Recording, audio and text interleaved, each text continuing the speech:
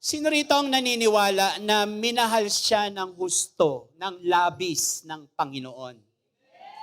Amen? Amen po ba? Mabuti po ba ang Panginoon sa atin ngayong araw na ito? Alam niyo po ang kabutihan ng Diyos, hindi lamang natin ito, hindi lamang natin kinikilala ang kabutihan ng Diyos sa mga panahon na meron tayo, sa mga panahon na maginhawa ang pakiramdam natin, sa mga panahon na maayos ang ating mga kalagayan, mabuti pa rin ang Panginoon kahit may mga conflict, may mga pagsubok, may mga problema ang buhay po natin. Amen? Praise the Lord.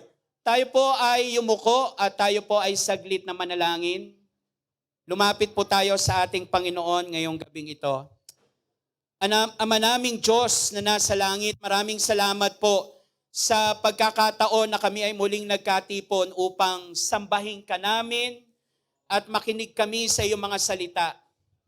Ihanda mo po, Panginoon, ang aming puso at isipan sa mga salita, mensahe na maririnig po namin, Panginoon.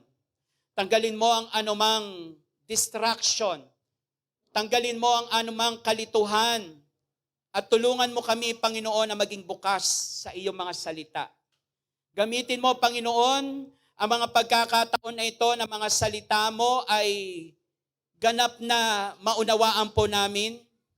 Hindi lamang namin ito marinig, kundi ang lahat ay maisabuhay namin, Panginoon, sa araw-araw. Hayaan mo na mga salita mo ay magbigay sa amin ng direction, ng encouragement, ng pagbabago sa aming buhay.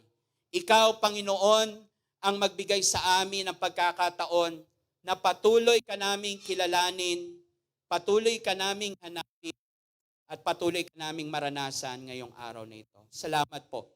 Ang lahat ng ito ay idinadalangin namin sa pangalan ng aming Panginoong Yesus. Amen and amen. Palapakan po natin ang ating Panginoon.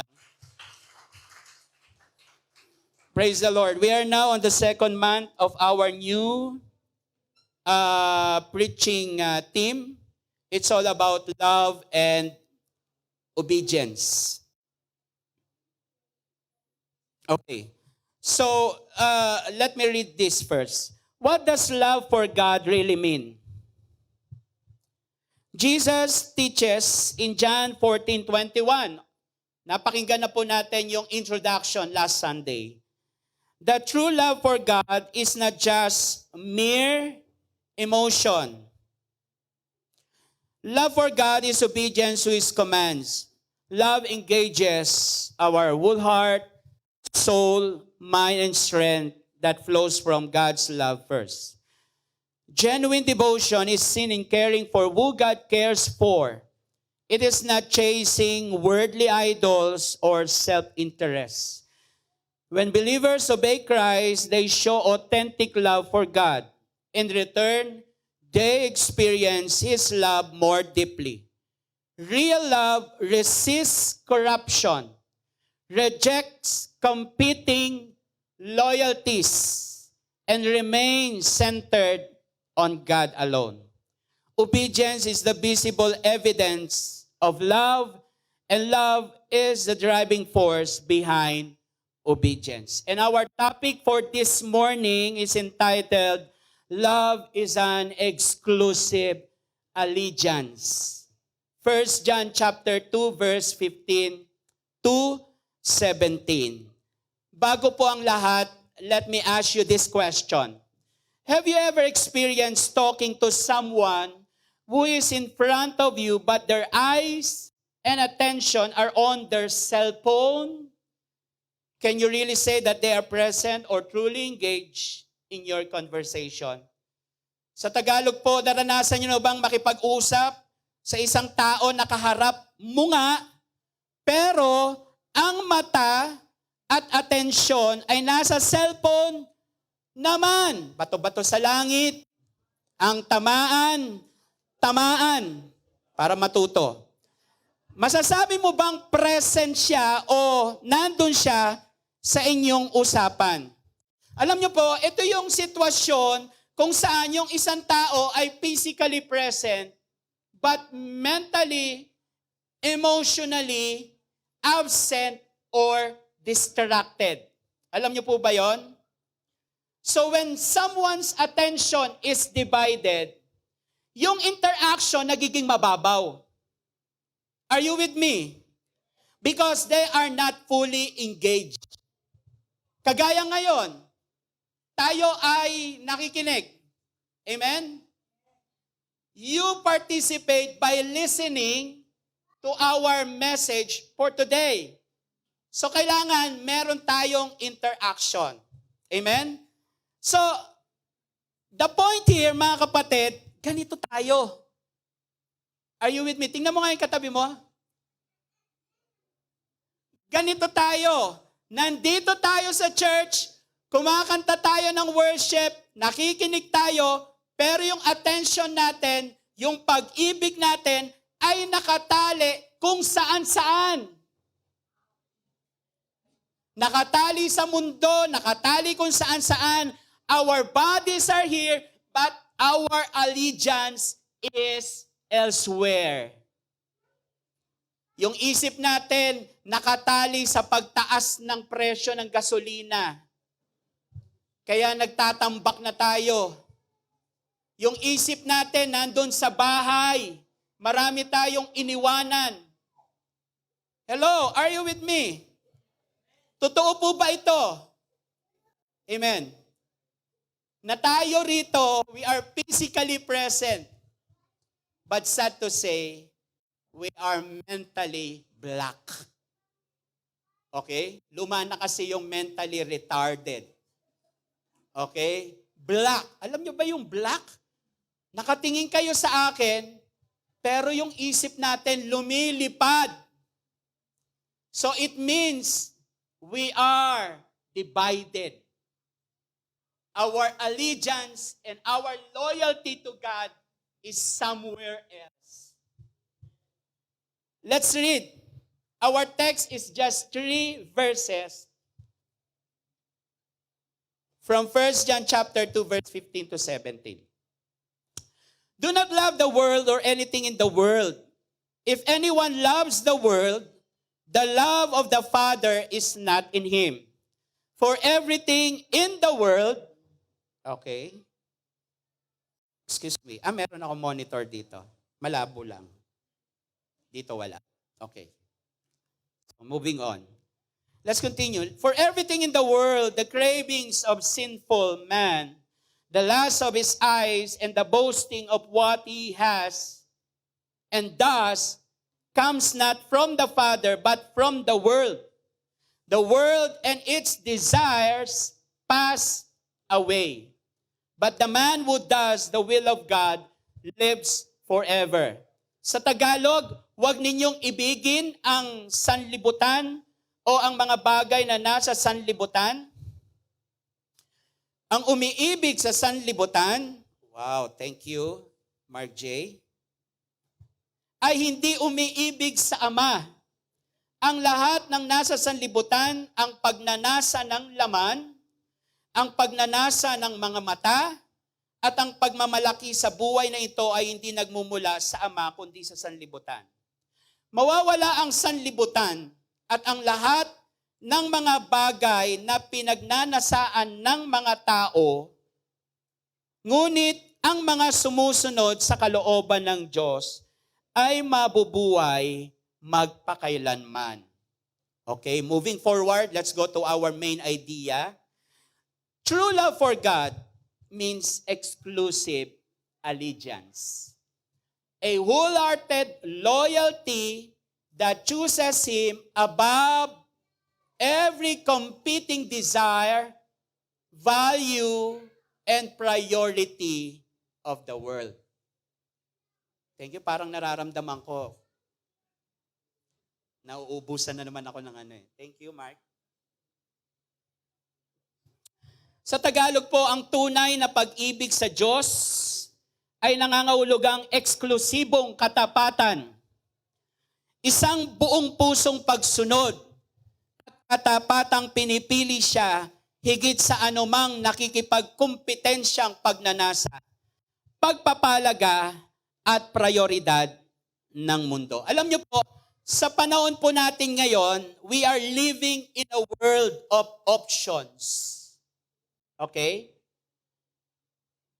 Ano ibig sabihin nito? When it comes to shopping, libo-libo yung mga choices. Right? When it comes to entertainment, ang dami nating pinanonood. Netflix, YouTube, TikTok, Reels, amen? Mga Korean novela, and other Asian movies. And all of them are screaming for our attention. Lahat sila. Nakakalungkot, kahit nandito ka na sa fellowship, they are all screaming. Sige, buksan mo yung cellphone mo. May bagong reels, okay? Tingnan mo yung cellphone mo. Maraming bago dyan. Mag-update ka ngayong araw na ito. And because of that, nasasanay po tayo na yung loyalty po natin ay divided.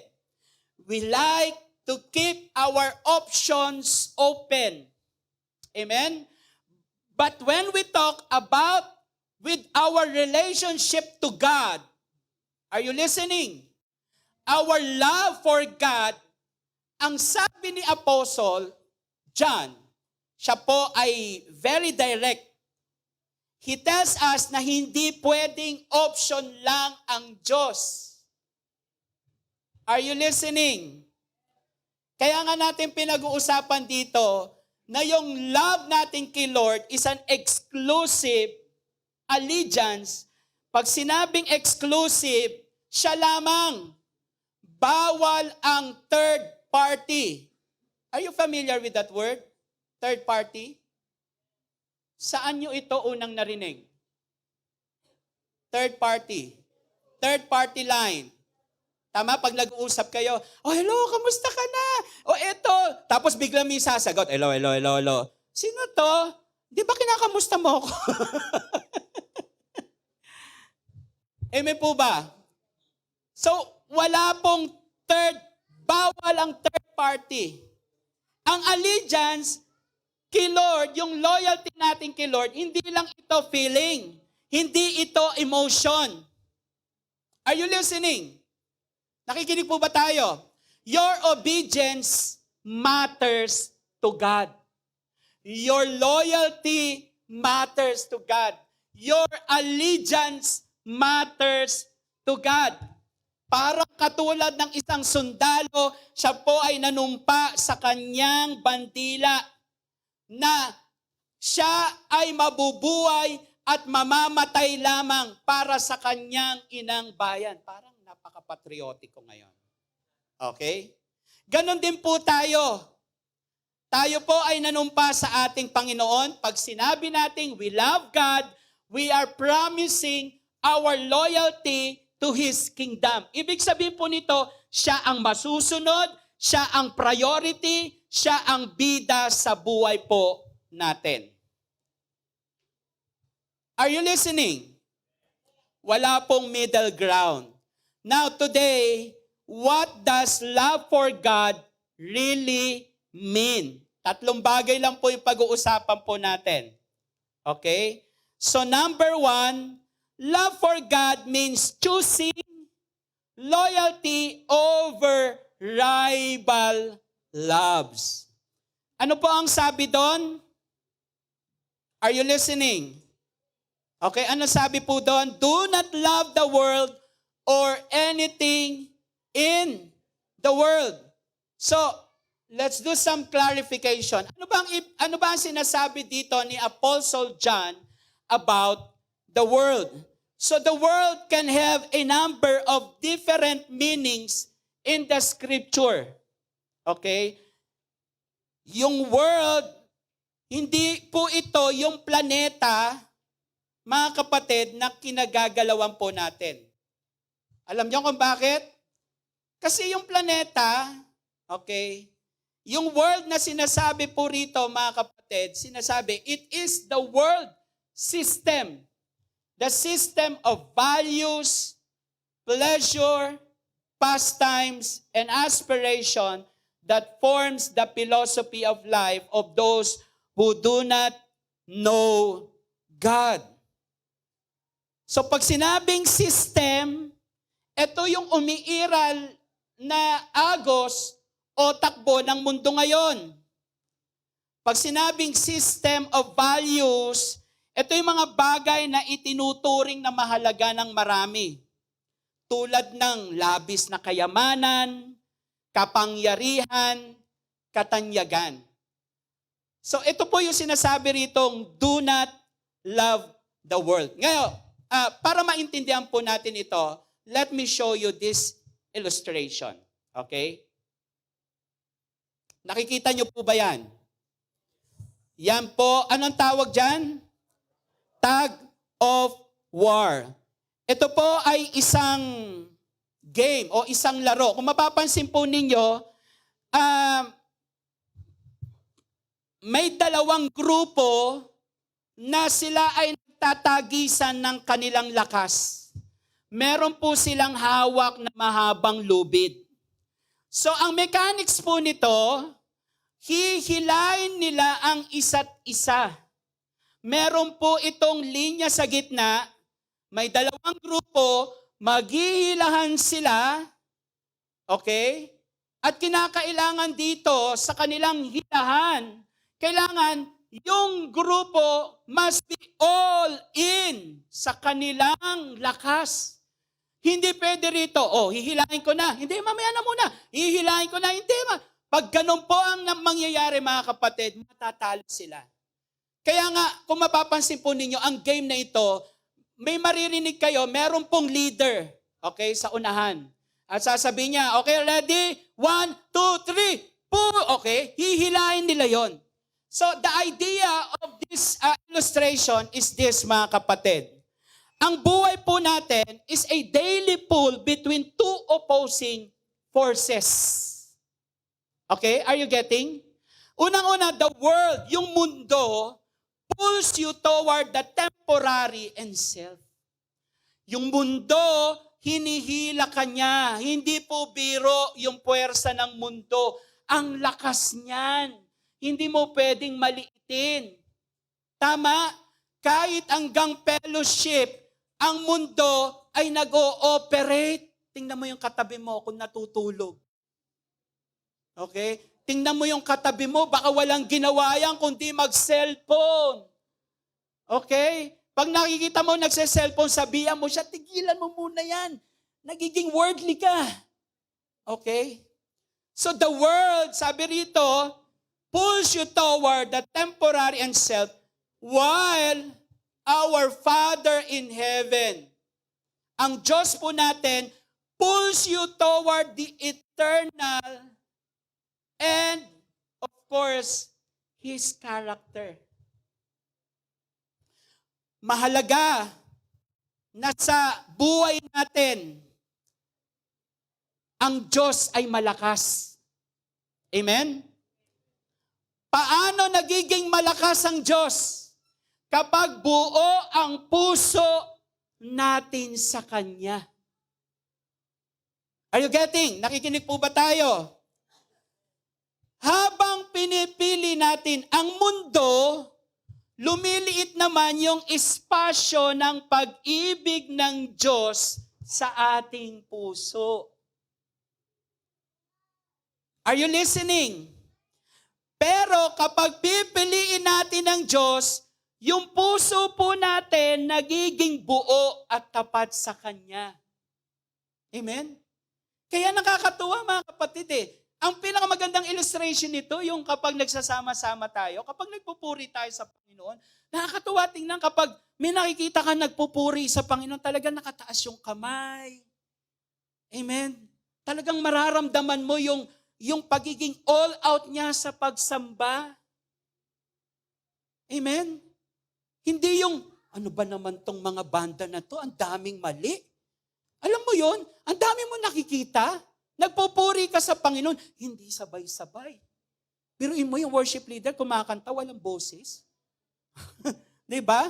Tapos tinitingnan mo yung katabi mo. Ano ba naman tong katabi ko? Papikit-pikit pa. Kahit pakikinig ng sermon, nakapikit pa rin.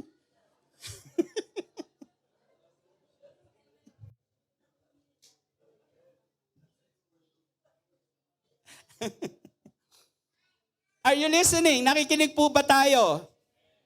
So, tingnan po ninyo. Ang sabi ng mundo, live for yourself. Next slides. Okay? Follow your desires. Protect your image. Okay, pagbanggain po natin.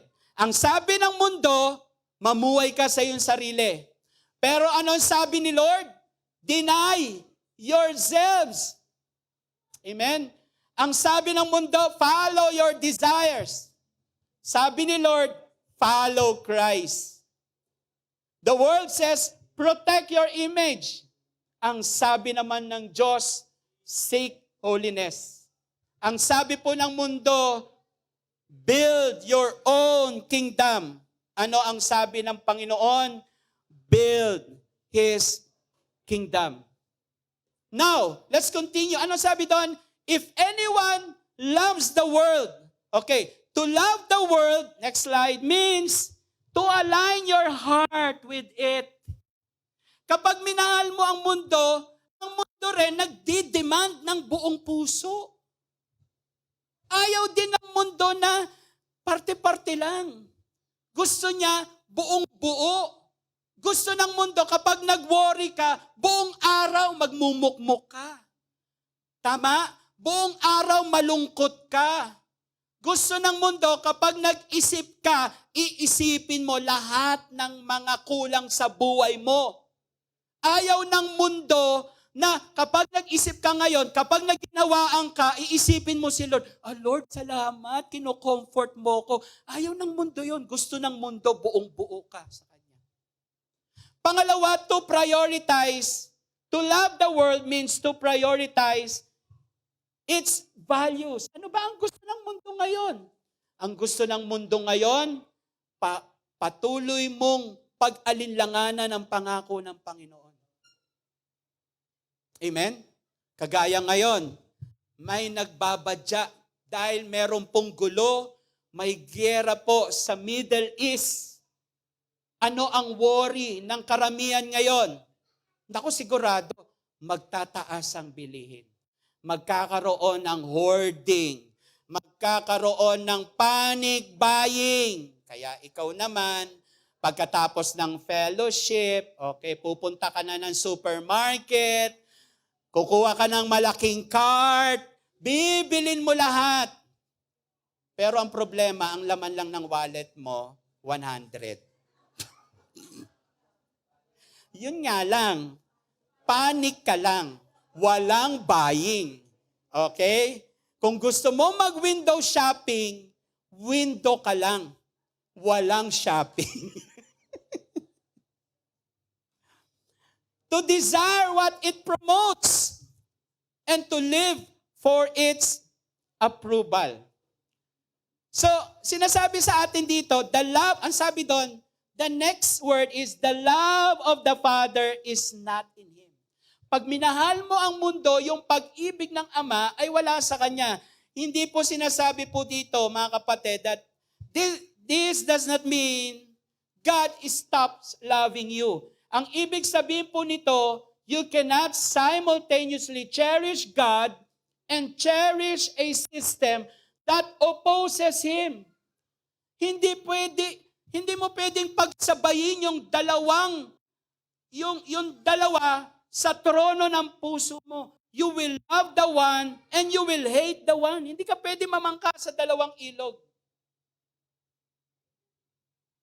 Are you getting? So it means a heart controlled by worldly values cannot truly be controlled by love for the Father. So it's all about exclusive allegiance. Amen? Kagaya po ng pagsasama po ng isang mag-asawa. Ano ang sabi nila sa isa't isa? Brill? For better and for worse. Amen? Ano pa? For richer. Bigla nyo naman sinorkat. Till death. Parang gusto nyo nang mamatay. parang sinabi mo sa partner mo, honey, till death. Death na kagad, nakakatakot yun eh. Okay? Ano yung una? For better or for worse? Ano yung pangalawa? for richer and for poorer, in sickness or in health. Doon na ngayon papasok yung till death. Okay? Huwag niyong unahin na till death. Okay? Baka matakot yung partner mo. Parang gusto mo na akong mamatay. Okay? Okay, are you listening? So, sinasabi po sa atin dito na kagaya ng marriage, you cannot say you love your spouse while being devoted to someone else. Ganon din kay Lord. You cannot claim a deep love for God while giving your ultimate loyalty sa mundo. So, are you listening? Tama. Nakikinig po ba tayo? So, hindi lamang po tayo panglingguhan, kundi tayo po ay araw-araw. Amen? Pangalawa, love for God means rejecting competing desires. Ito. Ang sabi doon, for everything in the world, the cravings of sinful man, the lust of the eyes, and the boasting of what he has and does, comes not from the Father, but from the world. Ang lahat ng nasa sanlibutan, ang pagnanasa ng laman, okay, pagnanasa ng mga mata, at ang pagmamalaki sa buhay na ito ay hindi nagmumula sa Ama, kundi sa sanlibutan. Now, listen to this. John identifies 3 specific competitors for our hearts. May 3 gustong umagaw o humati sa puso mo, Annalyn. Okay, kung meron nang nasa puso mo, meron pa rin gustong umupo, makihati, okay? So pag-usapan natin, number 1, the lust of the flesh, o yung pita ng laman. The word lust means a strong craving or desire, and flesh refers to our fallen human nature that tends to desire what is sinful. Lust of the flesh refers to the strong desire to satisfy our physical or sinful cravings in ways that go against God's will. Alam niyo ba yun? Nabalitaan niyo ba yun na merong isang mambabatas na nakita niya yung isang artista doon sa mall? Ano sabi niya? Parang may naramdaman siyang kakaibang init, Daddy. Ha? May naramdaman, nung makita niya yung artista, ang sabi niya, parang may ibang init na naramdaman, na dumaloy sa kanyang katawan. Okay? Nakakalungkot.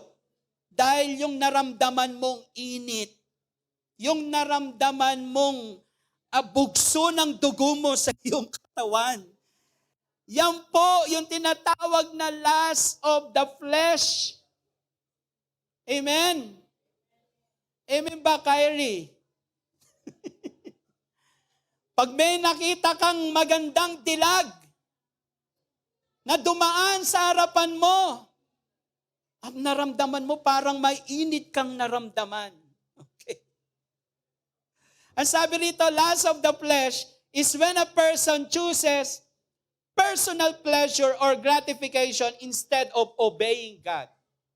It happens when our bodily desire or emotion controls our action rather than God's word and the guidance of the Holy Spirit. Alam niyo po ba last month? Are you listening? Tingnan mo yung katabi mo, nakikinig. Sino rito nandito nung last month nung ako nag-word? Naalala niyo pa ba yung mga acronym ko? Ano yung acronym ko? Walang pag-ibig. Okay? SSS and GSIS. Ano yung SSS? Yan. Social Security System. Ano yung SSS? Save, seated, and stuck. Ano yung GSIS? Go, serve, and involve yourself. O ngayon, meron ako ibibigay sa inyo.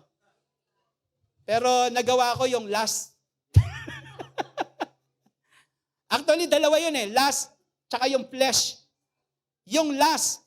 Ano ibig sabihin ng lust? L stands for looking. U stands for unholy urge. S is, that is self-centered. And T means temporary thrills. Okay? Sige. Buuin natin. Ang ibig sabihin ng lust, looking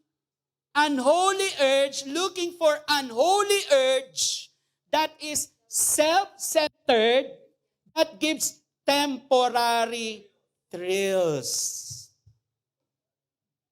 Okay, yung laman. Ito yung likas na pagkatao natin na walang ibang gusto kundi masunod yung kanyang sarili. Pangalawa,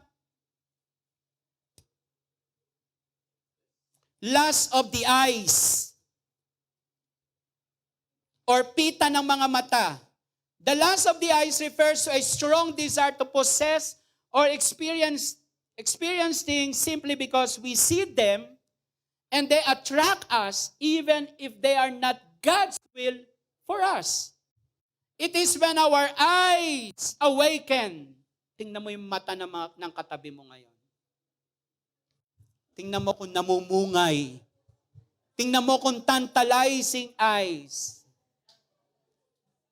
It is when our eyes awaken desires in our hearts, leading us to covet, envy, or become obsessed with material things, status, or possession. So sinasabi sa atin dito, ang pita ng mata, ito yung pagiging labis na naakit ka sa material na bagay. Yaman o anumang bagay na nakikita na nagiging dahilan upang magnasa ka. Mainggit at makontento ka pag nakuha mo na ito. So sabi rito, lust of the eyes is wanting something simply because you see it and it looks attractive or desirable instead of being content with what God has given. Diba? Binigyan ka na nga ng jowa ni Lord. Kaya meron ka ng girlfriend or boyfriend. Diba? Pero naghahanap ka pa ng iba. Parang mas maganda yun na. Hello? Ito po yung sinasabi rito, ito yung labis na pagkainggit. Naiinggit ka sa iyong kapitbahay dahil may bagong sasakyan. Diba? Naiinggit ka dahil meron silang split type na aircon. Ikaw, window type. Yung window type mo, nakabukas yung bintana. Okay, window. Okay, air continuous. That's right. Labis na pagkaumaling sa material na bagay. Yung alam mo, yung feeling na incomplete ka kapag wala ka nitong mga trending na mga bagay sa buhay mo. Ayun mo yun? Alam mo yung kapag may mga bagong labas na cellphone, di ba? Lumabas yung iPhone 17. Dati naka-Android ka lang, di ba? Gusto mong mabili. Pinipilit mo yung sarili mo, gusto ko bilhin ito. While, alam mo kung magkano yung cellphone na ganito. It costs you so much.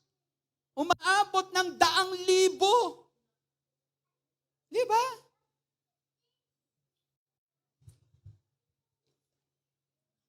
That is the lust of the eyes. So sinasabi sa atin dito, kung ano yung nakikita ng ating mga mata, yun po ang nagdidikta sa atin na maging gusto natin at ito yung umihila sa atin papalayo sa Diyos. Tama?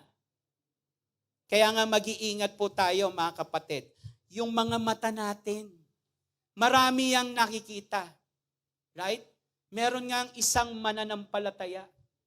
Dahil araw-araw sa buhay niya, wala siyang ibang nakikita, kundi puro mga tukso, Bril. Binibilinan na siya ng Diyos. Iingatan mo yung mga mata mo. Okay. Ngayon, kung hindi mo maingatan yung mata mo, takpan mo yung dalawang mata mo. Hindi na nakatiis yung yung believer. Ang sabi niya kay Lord, Lord, pwede ba this time? Ikaw naman ang pumikit.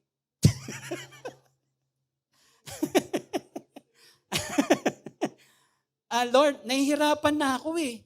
Kasi hindi ko makontrol yung pita ng laman, hindi ko makontrol yung sarili ko. Pag nakakakita ako ng maganda, nag-iinit ako. Okay. Lord, pwede ba this time? Ikaw naman ang pumikit. Ako naman po ang didilat. Now, the third one is the pride of life. Ito po yung kapalaluan sa buhay. The pride of life refers to boasting in one's status, achievements, possession, or abilities in a way that elevate oneself instead of honoring God. It is an attitude where a person finds identity, security, and worth in what they have or what they accomplish rather than in their relationship with God. In simple terms, pride of life is trusting and glorifying yourself instead of depending of God. Kailan pumapasok ang kapalaluan ng tao, mga kapatid? Pumapasok ang kapalaluan o kayabangan ng tao kapag ang kanyang halaga ay nakabase po sa kanyang tagumpay, sa kanyang reputasyon, at hindi sa kanyang relasyon sa Diyos. Nakikinig po ba tayo? Ito yung naghahanap ka ng, ipinapalagay mo na mataas ka, pinapalagay mo na, o hinahanap mo yung karangalan. Kagaya po yung isang example na ako ang dahilan kung bakit successful ang business na yan. Tama? Pinagmamalaki mo yung posisyon mo, pinagmamalaki mo yung karunungan mo, pinagmamalaki mo yung edukasyon mo, ipinagmamalaki mo yung kayamanan mo.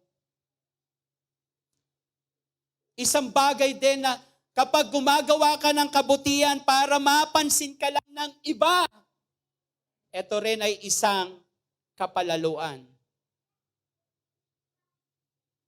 Nagagalit ka, naiinis ka kapag hindi ka napapansin, hindi ka man lang na-appreciate, hindi ka napapasalamatan. Bagkos, lagi kang napapansin sa'yo, puro kamalian. Uy, pansinin mo naman ako. O bakit? Di ba ang ganda ng hair ko? Wala ka ba napapansin sa buko ngayon? Wala ka ba napapansin sa sarili ko? Di ba? Di ba ang ganda-ganda ko? Di ba? Wala kang ibang ipinagmamalaki sa buhay kundi yung ganda mo, yung katanyagan mo, 'di ba? Wala kang ibang napapansin kundi yung mga accomplishment mo, yung achievements mo sa buhay. Uy, batiin mo naman ako, 'di ba? O ano? Alam mo ba na ako'y nanalo? Nanalo saan? Nanalo sa loto.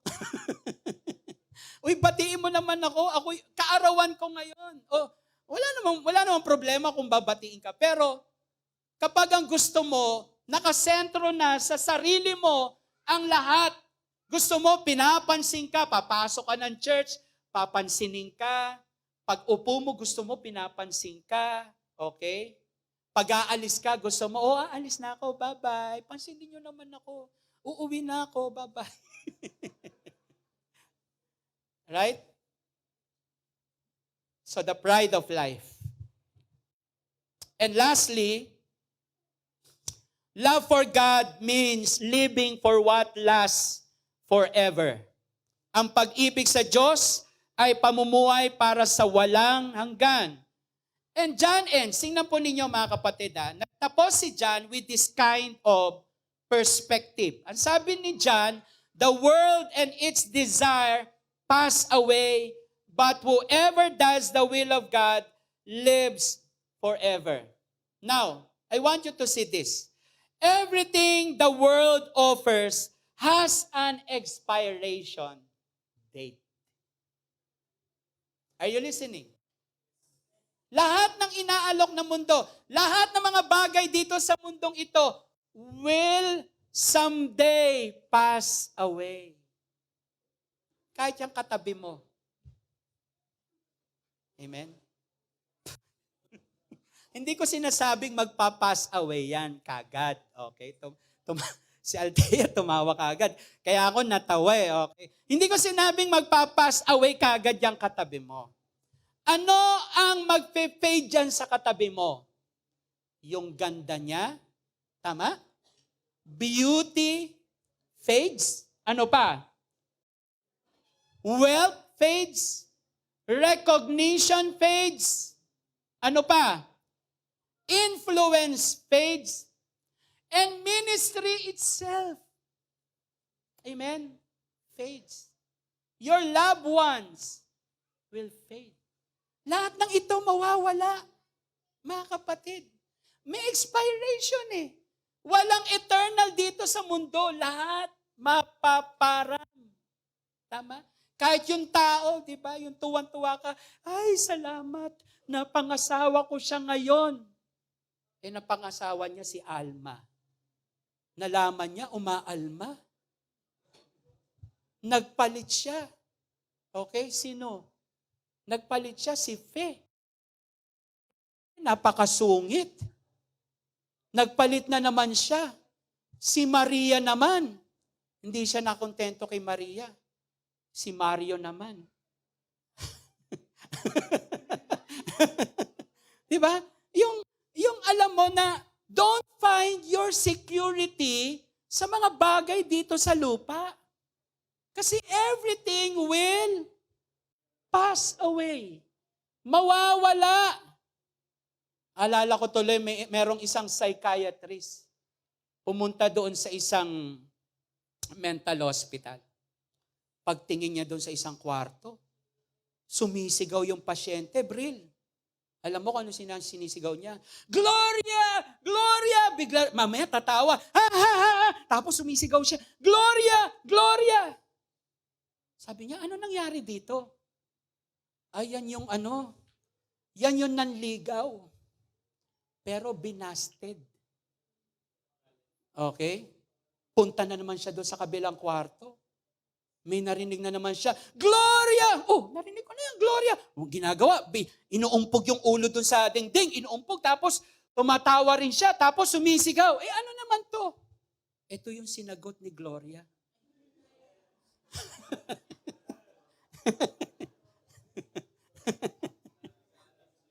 Ha? Diba? Okay? When love for God is real. Now, tingnan po ninyo ito. When love for God is real. Ang ganda. Ang sabi doon, eternity shapes your priorities. Kapag ang pag-ibig mo kay Lord ay totoo, ayan. Ano sabi diyan? Eternity shapes your priority. Obedience shapes your lifestyle. Faithfulness shapes your decision. So ang lahat ng mga decision mo sa buhay ay may pangmatagalan or may walang hanggang direksyon. Kaya tanungin mo yung sarili mo, lahat ba ng ginagawa mo ngayon, yan ba ay merong pangmatagalang bunga? Ito ba ay aabot hanggang eternity? Sa pagsamba mo, sa pagsunod mo sa Diyos, sa paggawa mo ng kanyang kalooban? Amen? Bagamat ang mundo ay nag-aalok ng agarang gantimpala, pero ang Diyos ay nag-aalok ng walang hanggang gantimpala. Amen? Marami kang makukuha sa mundo, pero lahat ng ito ay mawawala. Amen? Baka yung mga bagay na ito, magbigay lang ng lungkot, magbigay lang ng lumbay sa'yo, at wala ka ring mapapala. Pero sa Panginoon, may mga pagtitiis, merong mga paghihirap, pero kung ikaw ay mananatili, when you give your exclusive allegiance kay Lord, amen, ikaw ay mananatili hanggang wakas. Now, praise the Lord. Palapakan po natin ang ating Panginoon. Now, let's ask this honest question. Okay, bago tayo po conclusion. What occupies my thoughts most? Okay, next slides. Ano yung pinaka-naiisip ko ngayong araw na ito? Pangalawa, what do I fear losing the most? Natatakot ka ba dahil, nako, gera na. Ayan na, tataas na lahat. Hindi pa ako tumataas, lahat tumataas na. What influenced my decisions the most? And lastly, what excites me more than God? Ano ba yung nagpapasaya sa iyo? Maliban sa Diyos. Now, to end, conclusion. True love for God is not a fleeting emotion, but an exclusive allegiance that refuses to share the throne of your heart with the fading values of this world. Since the world and its desires are temporary, we must choose to anchor our total obedience to the Father, whose will is the only thing that endures forever. Okay? Sa Tagalog, let's read. Ang tunay na pag-ibig sa Diyos ay hindi isang panandaliang emosyon lamang, kundi isang eksklusibong katapatan na tumatangging ihati ang trono ng iyong puso sa mga lumilipas na halaga ng mundong ito. Dahil ang sanlibutan at ang mga pagnanasa nito ay pansamantala lamang, dapat nating piliing isandig ang ating ganap na pagsunod sa Ama, na ang kalooban lamang ang mananatili, magpakailanman. Kaya invite everyone to please stand up. Tayo po ay tumayo, mga kapatid.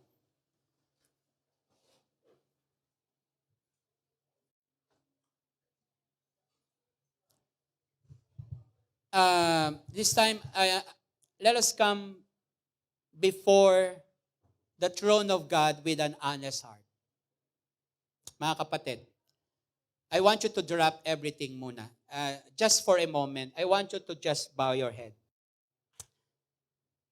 Kailangan po nating harapin yung katotohanan na yung puso po natin ay hindi pwedeng magkaroon ng dalawang hari.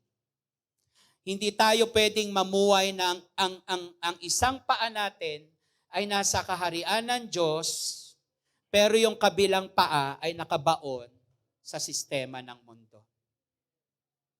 I want you to just bow your head at tayo po ay lumapit sa ating Panginoon. God is asking for the throne of your heart. Ang gusto ng Panginoon, He wants to be the reason why you work. The reason why you exist. And the reason why you make choices. Suriin natin yung ating puso. Meron ba tayong lust of the flesh, lust of the eyes? Meron bang kayabangan sa buhay mo ngayon? Meron ka bang ipinagmamalaki? May mga bagay bang umaagaw sa pwesto ng Diyos sa buhay mo? Huwag mong hayaan na lumipas ang araw na ito na yung puso mo ay hati, kapatid. Huwag mong hayaan na lalabas ka ng pintuan ngayong araw na ito na marami kang iniisip. It means you are divided. It means yung puso mo ay hindi wholehearted. At sa oras na ito, humingi tayo ng tawad sa Diyos. Panginoon, patawarin mo po kami